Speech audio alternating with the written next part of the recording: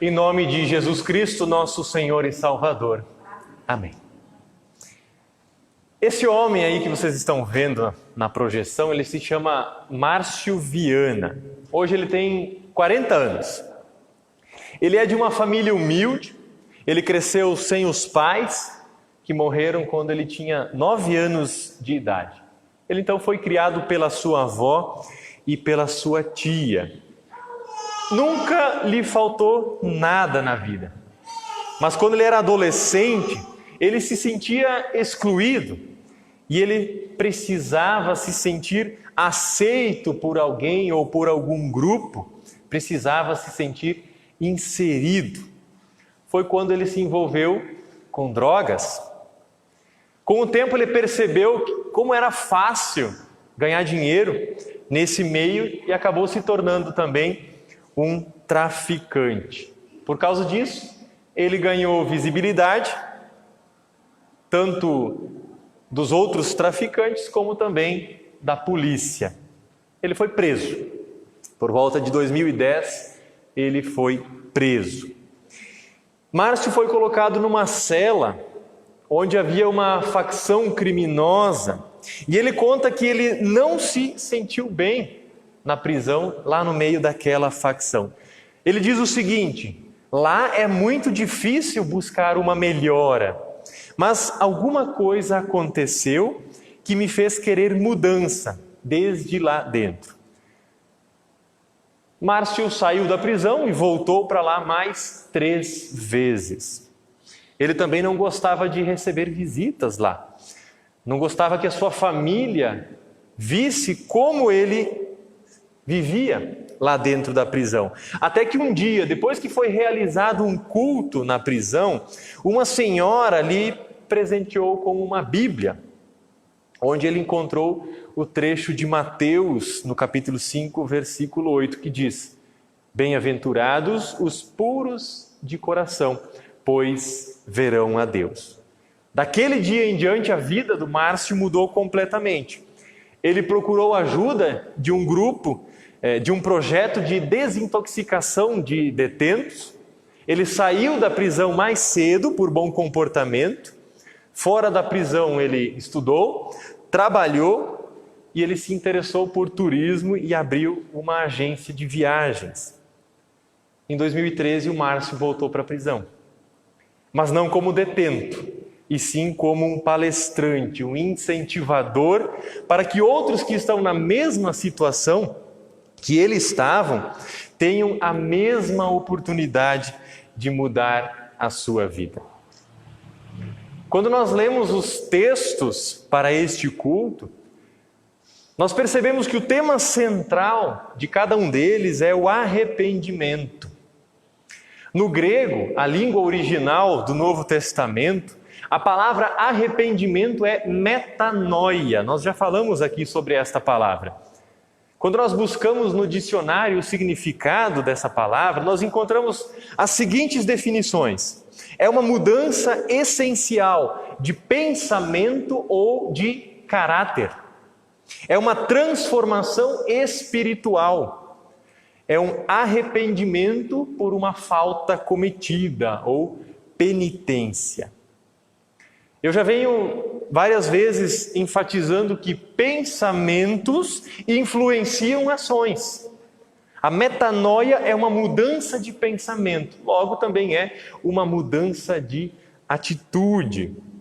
Paulo, quando ele escreve a sua primeira carta a Timóteo, aquele jovem pastor, ele dá um exemplo parecido com esse do Márcio. Paulo fala da sua própria vida. Ele diz assim: a mim que no passado era blasfemo, perseguidor e insolente, mas alcancei misericórdia, pois fiz isso na ignorância, na incredulidade. Transbordou, porém, a graça de nosso Senhor com a fé e o amor que há em Cristo Jesus. Paulo era um perseguidor de cristãos. Ele estava lá onde Estevão foi morto e ele também aprovou o apedrejamento de Estevão. Mas ao ser confrontado por Jesus na estrada para Damasco, ele mudou a sua mente. Ele teve uma metanoia. A partir de então, Paulo se tornou um fiel pregador do Evangelho, um dos maiores apóstolos, sendo que no Novo Testamento nós temos 13 livros que são de autoria dele, dos 27 livros do Novo Testamento. Nessa primeira carta a Timóteo, Paulo inicia mostrando o objetivo da carta, que é o amor que procede de um coração puro, de uma consciência, de uma fé sem hipocrisia.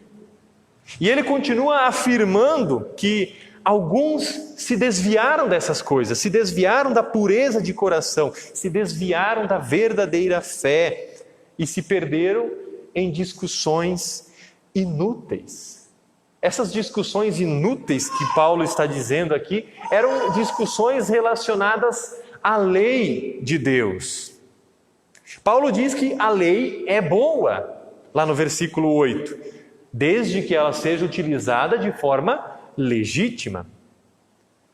Vamos imaginar um mundo sem leis, falando em termos humanos, se não tivessem autoridades que tivessem a função de gerar ordem na sociedade. Imagine um país sem leis, por exemplo, contra drogas. Pessoas como o Márcio nunca seriam presas, não sofreriam a condenação que decorre desse crime. O mundo seria uma anarquia, tudo seria permitido. Então, para evitar isso, é que existem as leis e Deus instituiu as autoridades. Do mesmo modo, Deus, através de Moisés, também enviou as suas leis. Elas são mencionadas por Paulo nesta carta. Ele diz assim nos versículos 9 e 10: tendo em vista que não se promulga a lei para quem é justo, mas para os transgressores e rebeldes. Aqui nós poderíamos resumir: quem não deve, não teme. A lei é feita para aqueles que transgridem a lei, para os ímpios, para os pecadores, para os profanos. E Paulo segue uma lista que nós podemos encaixá-la dentro dos 10 mandamentos.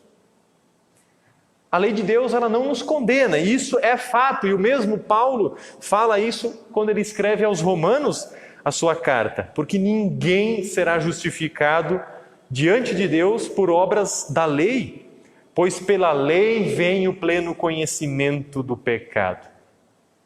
A lei diz: não mate, não roube, porque a lei diz isso, eu sei que isso é pecado. E Paulo segue: mas agora, sem lei, a justiça de Deus se manifestou, sendo testemunhada pela lei e pelos profetas. É a justiça de Deus mediante a fé em Jesus Cristo, para todos e sobre todos os que creem, porque não há distinção, pois todos pecaram e carecem da glória de Deus. Então a lei de Deus foi feita para todos nós. Paulo diz que todos pecaram, e nesse todos, é todos, entenda-se dessa maneira. A lei é boa porque ela aponta para Jesus. O Antigo Testamento, ele aponta para a vinda do Messias. Os profetas apontam para essa promessa de Deus, os salmos. E pela lei nós temos o pleno conhecimento do pecado. É o que Lutero resumiu como o primeiro uso da lei, o espelho. O espelho mostra como nós somos. Ele mostra que nós somos transgressores da lei. Nós não somos julgados por Deus pela obediência da lei. Não é pela obediência que nós receberemos a salvação, mas sim através da fé em Jesus Cristo. Mas a lei não perdeu a sua utilidade. Paulo diz: a lei é boa. Ela nos serve como um espelho para mostrar que somos pecadores. Ela serve como um freio para parar as nossas más ações. E ela serve também para nos ensinar o que podemos ou não fazer, aquilo que Deus quer de nós. Como Paulo mesmo diz, não há distinção. Todos pecaram e estão destituídos da glória de Deus. Todos descumpriram a lei. Todos necessitam uma metanoia na vida. E essa metanoia é provocada pelo Evangelho da graça de Cristo. Nós precisamos reconhecer a necessidade que o mundo tem de um Salvador. Mas antes de reconhecer que os outros precisam se arrepender, antes de apontar o pecado do meu próximo, eu devo reconhecer que eu sou o maior dos pecadores. Assim como Paulo diz, Cristo Jesus veio para salvar os pecadores, dos quais eu sou o principal. E no Evangelho de Lucas, no capítulo 15, Jesus conta duas parábolas para exemplificar o que ele veio fazer: salvar os pecadores, buscar as ovelhas perdidas do rebanho. Naquele dia onde Jesus estava, haviam pessoas diferentes, haviam pecadores e publicanos, haviam mestres da lei, fariseus e escribas, os líderes da religião da época. Esse segundo grupo, ele se achava melhor do que aquele primeiro, aquele grupo dos publicanos, e ele julgava Jesus por comer com pecadores. E segundo eles, eram os cobradores de impostos as outras pessoas pecadoras porque elas não faziam parte do seu grupo seleto. Sabendo disso que Jesus conta então essas duas parábolas, a da ovelha perdida e da dracma, ou da moeda perdida. Ele exemplifica dessa maneira para demonstrar que aqueles que são justos não precisam ser buscados por Jesus, mas sim os perdidos, as ovelhas desgarradas do rebanho. O ponto alto da história está no versículo 7, quando Jesus diz: haverá mais alegria no céu por um pecador que se arrepende do que por 99 justos que não necessitam de arrependimento. Aquele grupo de fariseus pensava que não tinha pecado e apontava para o pecado daquele outro grupo, o grupo dos pecadores, o grupo dos publicanos. E Jesus diz: olha, eu vim para esses aí, para esses que se reconhecem que são pecadores. Eu vim para os doentes. O médico serve para os doentes. Aquele que tem saúde não precisa do médico. Nós, quando nós nos reunimos como irmãos na fé, num culto, nós confessamos os nossos pecados.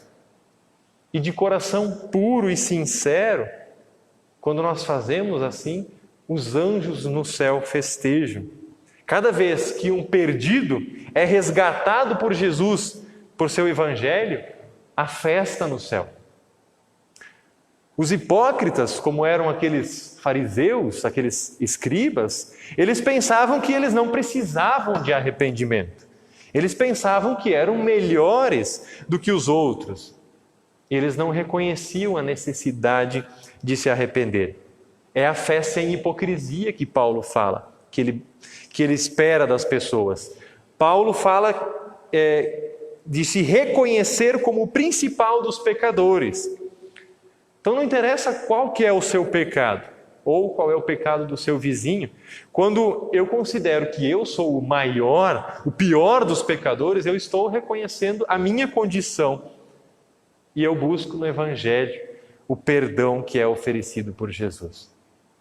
E Deus nos promete, se confessarmos os nossos pecados a Ele, Ele é fiel e justo para nos purificar de todos os pecados.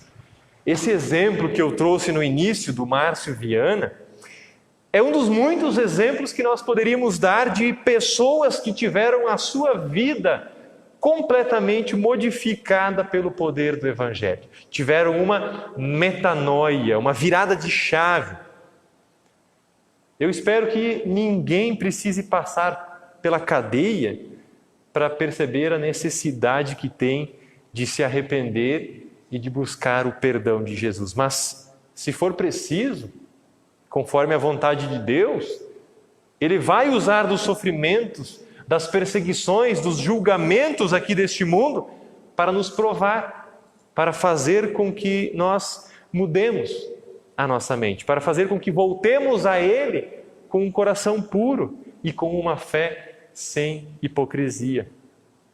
Que sirvamos de exemplo para outras pessoas que ainda não conhecem o poder transformador de Cristo, para que essas pessoas também venham a se arrepender de seus pecados, venham a experimentar o poder do Evangelho, para que um dia, quando nós estivermos lá na eternidade com Deus, possamos festejar junto com os anjos quando um pecador aqui neste mundo se arrepende. Que essa seja a nossa esperança, a nossa vontade, agora até o fim da nossa vida aqui neste mundo. Amém.